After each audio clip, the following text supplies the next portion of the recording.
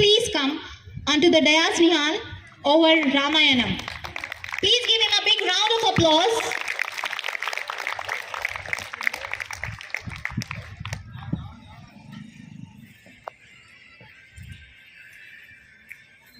Please give him a big round of applause, everyone. Cheer up, guys.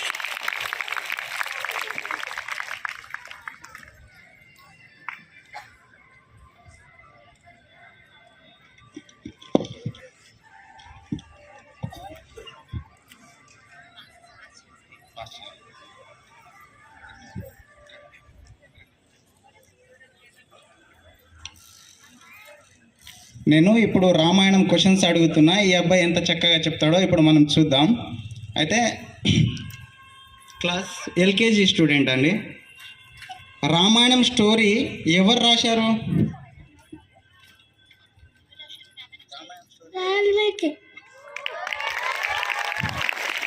Ramayanam story ఎవరిది?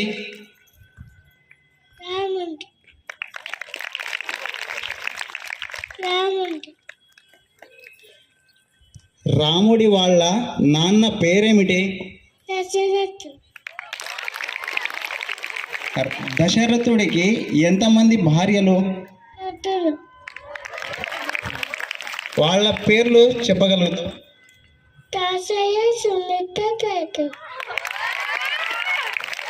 దశరథునికి ఎంతమంది కొడుకులు? 4 members అంటుండే. Okay, వాళ్ళ పేర్లు ఏమిటి? రాముడు, లక్ష్మణుడు, భరతుడు, శత్రుఘ్నుడు.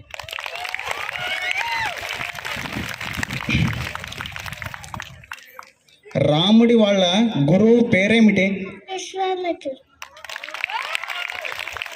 రాముడు సీత స్వయంవరానికి వెళ్ళి ఏం చేసి వచ్చిండు? సీతను వేసి పెళ్లి చేస్తాడు. రాముడి భార్య పేరేమిటి? Sitadevi. Please, students, cheer up. Please give him a round applause. లక్ష్మణుడి భార్య పేరేమిటి? ఉమాదేవి. రాముడు వనవాసానికి ఎన్ని సంవత్సరాలు వెళ్ళిండు? 14 సంవత్సరాలు. అక్కడ ఒక ఇల్లు కట్టుకుంటారు కదా, ఆ ఇల్లు పేరేమిటి? పర్ణశాల. పర్ణశాలల లక్ష్మణుడి దగ్గరికి ఒక రాక్షసి వస్తుంది కదా, ఆ రాక్షసి పేరేమిటి? శూర్పణఖ. శూర్పణఖ ఎవరసలు? రావణాసురుని చెల్లెలు. శూర్పణఖను లక్ష్మణుడు ఏం చేసి పంపించిండు? చల్లేసి పంపించు. పర్ణశాలకి ఒక బంగారు లేడి వస్తుంది, అది నిజమైన బంగారు లేడినా? కాదు. ఆ రాక్షసుడి పేరేమిటి? మారీచుడు. మారీచుడు. బంగారు లేడి కావాలని ఎవరు అడుగుతుంటారు? సీతాదేవి. అప్పుడు రాముడు లేడీని తేవడానికి వెళ్తాడు కదా, అప్పుడు ఆ లేడీ చనిపోతూ ఏమంటది? ఏ సీత లక్ష్మణ అంటది. ఏ సీత హే లక్ష్మణ అంటది అంటుండు. ఓకే, అయితే అప్పుడు సీతాదేవికి ఏమవుతుంది? ఏమవుతుంది? భయం అవుతుంది.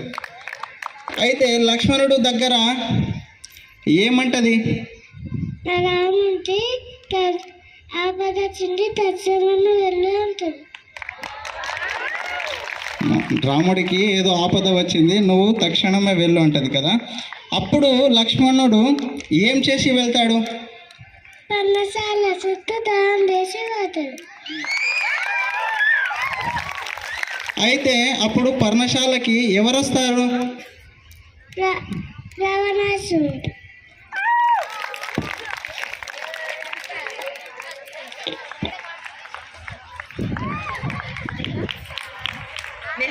Thank you so much, Nihan. So great.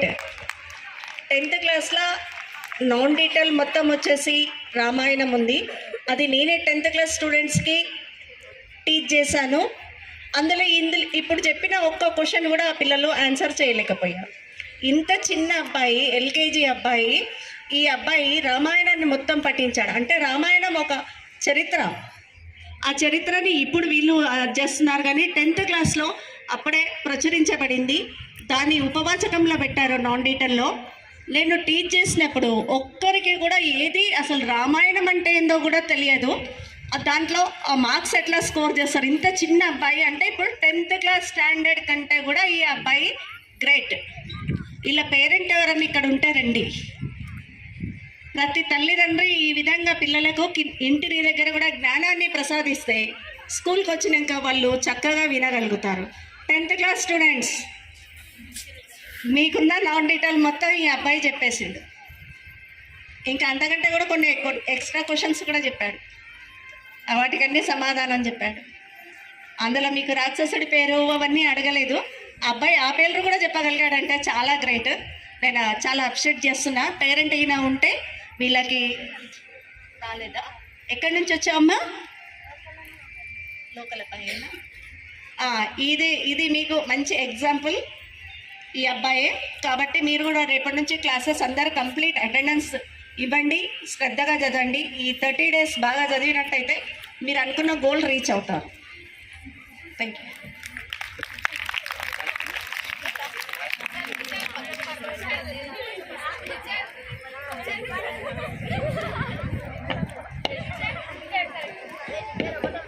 Thank you so much.